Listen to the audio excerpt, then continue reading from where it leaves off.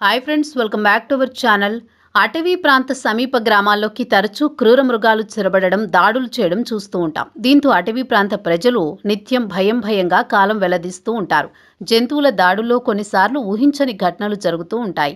ఇటీవల ఉత్తరప్రదేశ్లో తాజాగా షాకింగ్ ఘటన చోటు చేసుకుంది.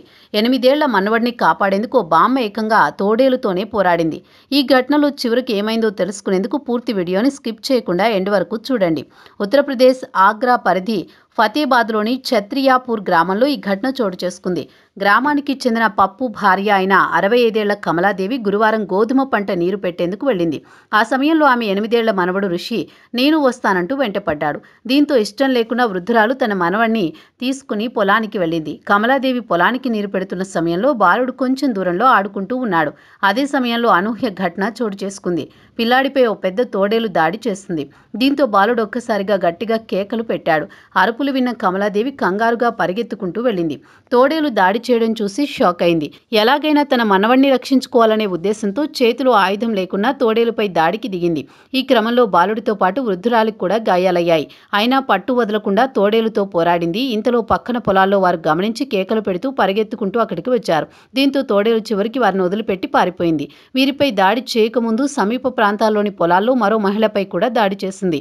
ఈ దాడుల్లో గాయపడిన ముగ్గురు ప్రస్తుతం ఆసుపత్రిలో చికిత్స పొందుతున్నారు. ప్రాణాపాయం లేదని వైద్యులు చెప్పారు. అంతా ఊపిరి పీల్చుకున్నారు.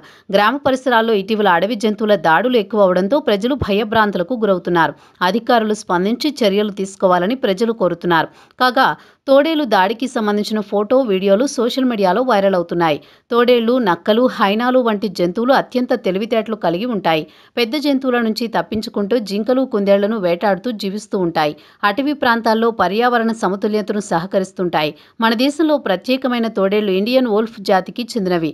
ఇదిలా ఉంటే మరోపక్క చూస్తే తోడేళ్లు రాత్రి సమయాల్లో ఊళవేస్తూ ఉంటాయి. అయితే ఇటీవల మహారాష్ట్రలో తోడేళ్లు సముదాయాలు రాత్రిళ్లు ఊళవేయడం లేదని ఒక సర్వేలో వెల్లడైంది. మానవ నివాసిత ప్రాంతాలు అటవీ ప్రాంతాల సమీపంలోకి విస్తరిస్తుండడం, రాత్రిళ్లు దీపాల వెలుగులు, వాహనాల రాకపోకలు తదితర కారణాలతో తోడేళ్ల జీవనానికి భంగం ఏర్పడుతోంది.